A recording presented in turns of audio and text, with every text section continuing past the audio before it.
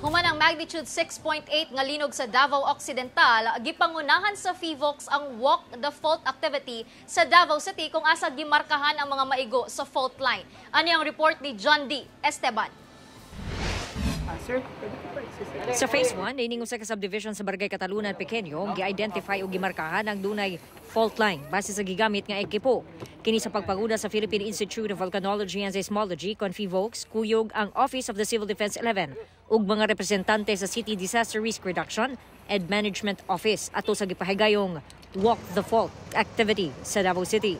Dinhi sa karsada daplin sa creek na identify ang fault line. Paingon ni ining duha kaandan nga balay. If this is the trace of the fault, dapat meron tayong 5 meter na buffer zone. So ang 5 meters ay doon pa. So 8 hakbang. So dito, so yung mga bahay na itatayo sa kabilang side, medyo safe na.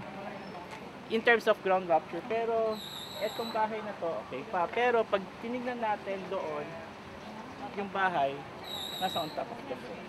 Ang ano natin is just to inform the people na yung fault ay nandito, to create awareness and ayun, para maghanda din yung mga communities. Gipasabot sa FIVOX nga delikado kini, sanggit pwede kini maka-generate og kusog nga pagtayog. Safety lang po yung mga gamit, ma'am. Okay.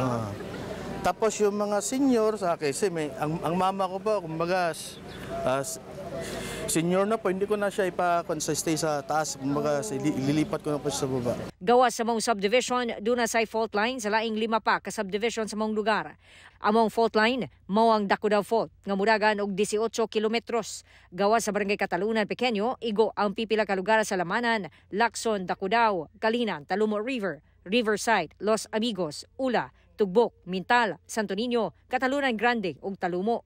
Base sa Central Davao Fault System sa FIVOX. Gawa sa Dakudaw Fault, doon na sa Tamugan Fault, Lacson Fault, Pangyan Biao, Eskwela Fault ug New Carmen Fault. Kini daw nga mga fault gitawag og reversed fault.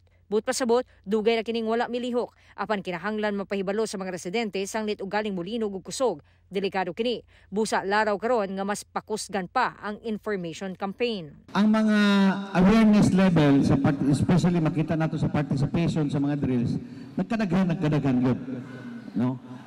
Pero kaya ang population daghan gyud, dako gyud kaya population, we have to strategize on how to reach the people. After aning atong activities, makita man ninyo kung asa nga niagi ang atong kuan kining fault lines dinhi sa inyong barangay.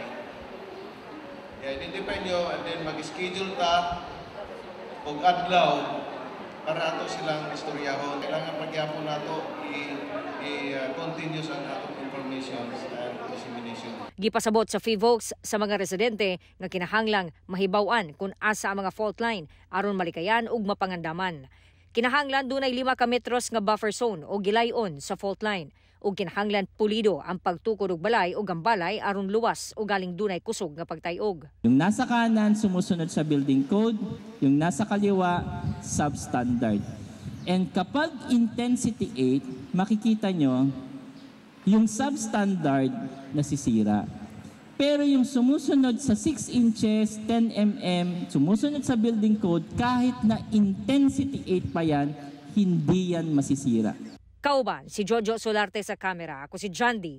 Esteban para sa At Home with GMA Regional TV.